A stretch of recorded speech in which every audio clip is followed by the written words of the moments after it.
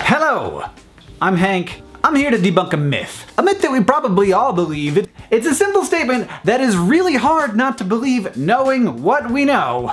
The internet brings out the worst in people. I mean, you see in the comments, we all know that the anonymity of the internet allows the deep evil inside of every human, except for me of course, to spew forth in a fountain of vomitous hate. And yeah, I see it even on our content. On our sex episode of Crash Course Psychology, there were comments, thumbed up comments nonetheless, talking about how homosexuality is a disease.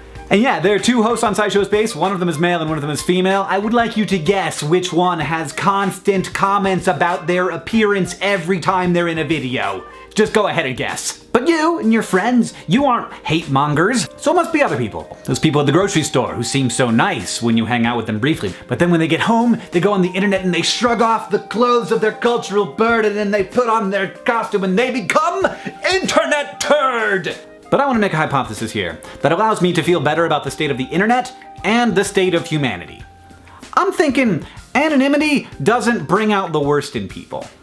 It just brings out the worst people. Imagine, if you will, a D-bag. This person goes on the internet and he says nasty things to people. He's racist and he's sexist. He doesn't have a lot of friends because he doesn't like people, and people also don't like him. In the physical world, this human is entirely invisible. We have no idea they exist. He doesn't want to express his beliefs in the real world because they are unacceptable. Expressing those beliefs makes him and everyone else uncomfortable. But on the internet, he not only gets to express his views to lots of people, those people then engage with him. It's a kind of exercising of power. He gets to get a rise out of people. It's thrilling. It's not scary like doing it in real life would be. It's a rush. This person isn't like a sweetheart all day long and then goes home and becomes a D-bag. The reason you don't run into internet trolls in real life isn't because they're normal people with deep evil inside of them. It's because trolls don't talk to people in real life. Because nobody likes them. All of this, by the way, this entire episode is conjecture.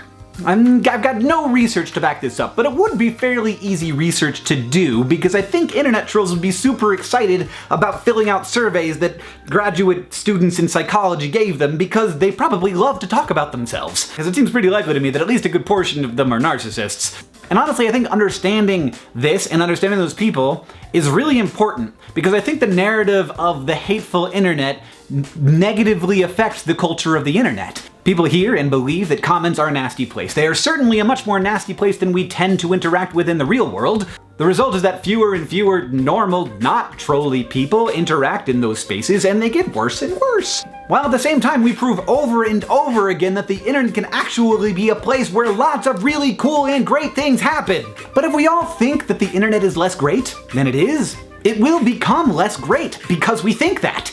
And my even greater worry is that people will look at the comments of a YouTube video and say, look, a third of these people, at least, are just terrible. They're bad people. And then by extension, those people will assume that a third of all people are terrible and that all social spaces are hostile and antagonistic, which is very not the case.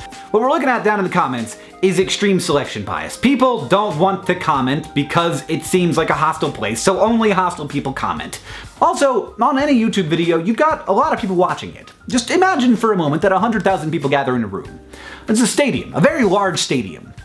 Now, what are the odds that there aren't gonna be some bad people in that room?